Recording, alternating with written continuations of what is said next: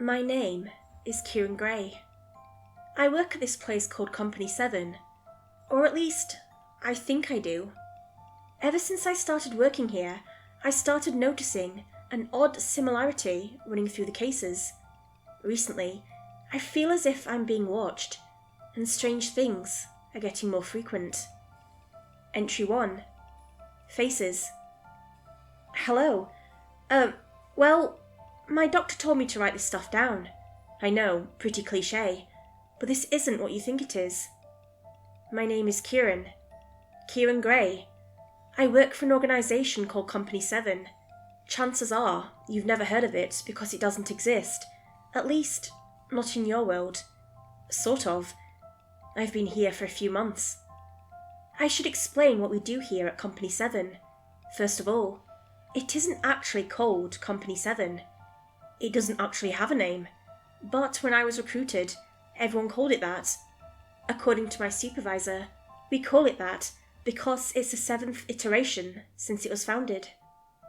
Our job is to seek out the unnatural and take it away, back into our warehouses. Anyway, Dr. Magnus, full name Quint Magnus, wants me to write about my missions in this logbook. They said it would take my stress away. Not that I trust them. Quint always has this strange look in their eyes, like there's just something there, pressing, trying to escape his eyes. But whenever I try and focus on it too long, Quint notices, and they find a distraction. My mission today was at an abandoned museum. The location I can't tell, but it was one hell of a place. When we got there, I was with my partner, Mitchell Valerus. He's a cool guy, but he always smells like flowers. I think he's been with the company for a year. The museum has been dropped into a sinkhole, and according to our mission, we were supposed to search and find a certain painting. However, my supervisor, a woman called PhillllChabbb, didn't tell me what it would look like. I said, "Then how will we recover it?" "You'll know it when you see it," Gail replied. So there we were, me and Mitchell. The sinkhole wasn't actually deep, so after a bit of climbing, we made it onto the ground. Before we entered, we reviewed the rules and what we could do. Rule number 1. Do not talk to anyone except you and your partner. You may encounter a pale thin man with a fedora. Do not talk to him. If you see him, make sure to ignore him. Do not acknowledge his presence at all.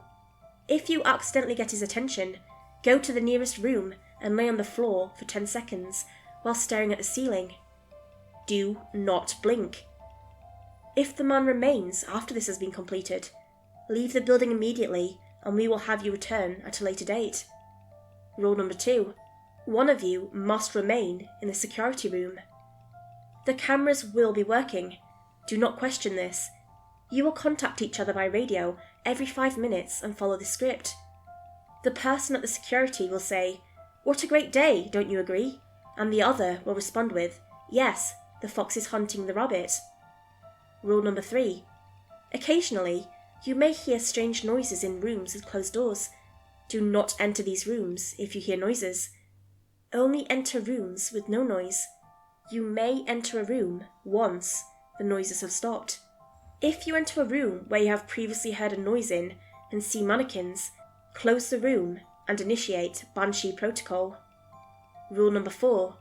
Whenever you enter a room, close the door behind you and make sure it is closed. If you are in security, lock that door. You may hear knocking on the doors and windows. Do not open it unless you have communicated the script to ensure it is your partner. You may hear a voice that sounds like your partner begging to be let in. Do not let it in. Rule number 5. If you are at security, track your partner using the camera.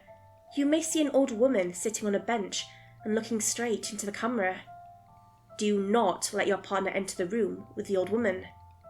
If she has not left the room or disappeared after 30 seconds of you noticing her, turn off the cameras and turn it on again.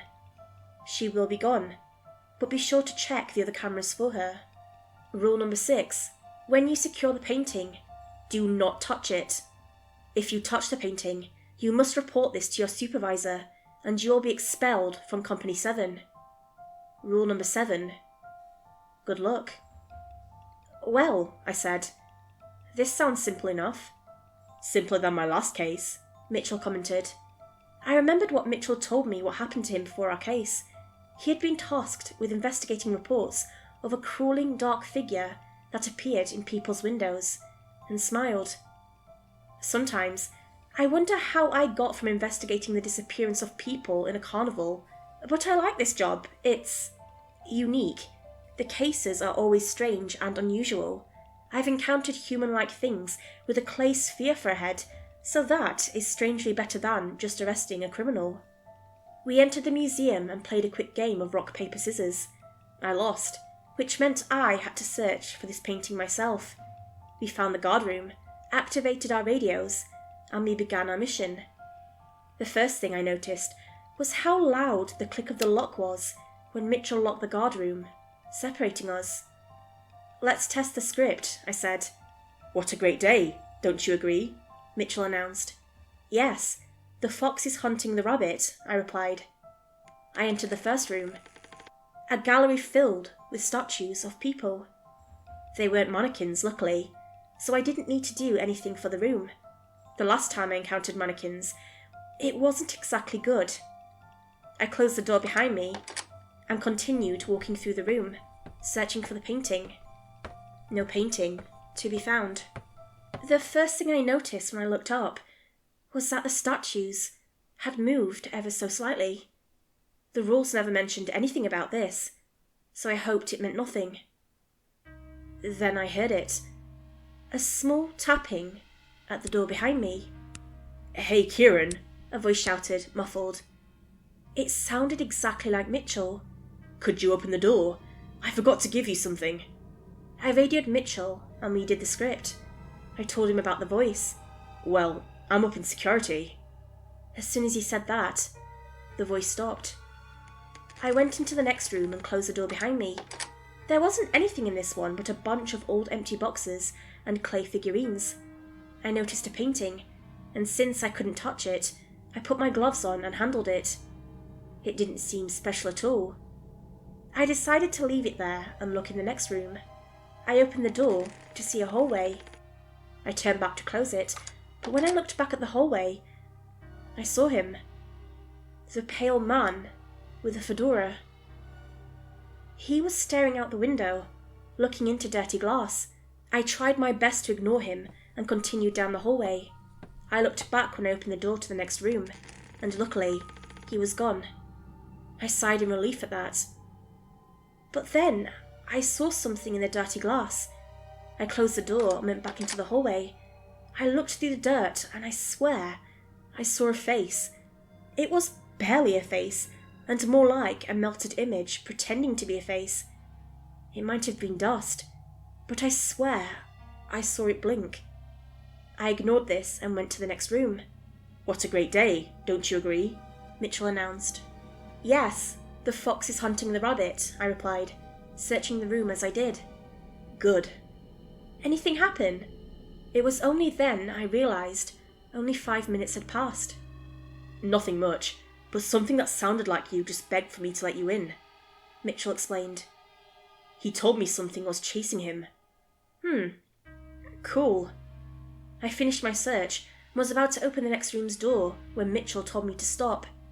I did, and we did the script once more. Don't go in, he ordered. That old woman's in there. We both silently counted for 30 seconds. Is she still there? I asked. Yeah, let me turn the cameras off and on, Mitchell answered. A second passed. You can enter. The room was filled with paintings. It turned out, my supervisor was right. I felt one of the paintings call to me, like it wanted me to touch it.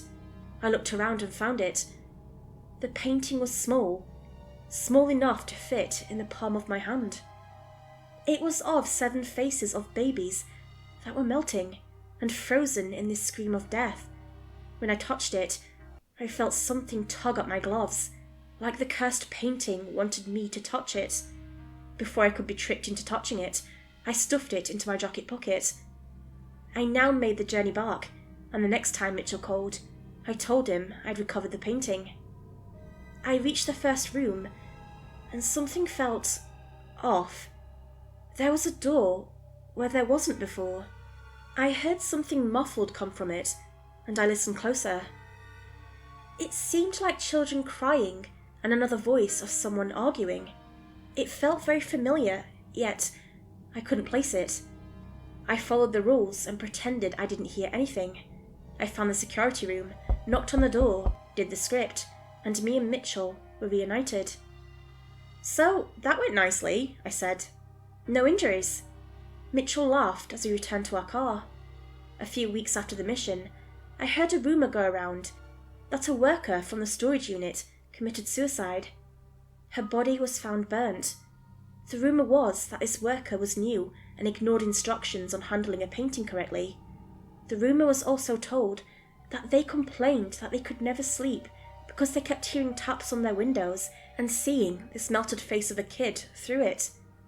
I think what's worse is the fact that they supposedly live on the 3rd floor of an apartment.